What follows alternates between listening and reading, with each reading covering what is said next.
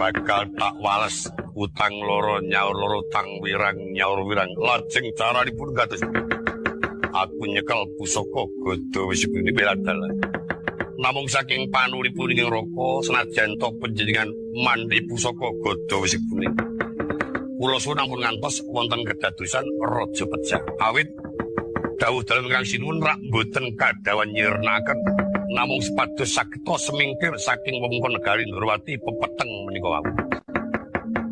Ingin kula kuwatosi yen ngantos wonten kedadosan raja pecah lajeng anjalari dados sangaring bumi. Wis ora sah tok kandhani ngerti karepe dhewe matur nuwun. Mundur. Kula ajeng melu kok kula. Ya melu ya mundur dhisik. Tenan nusul aku. Teng peperangan ben ora peduli. Nggih Mas.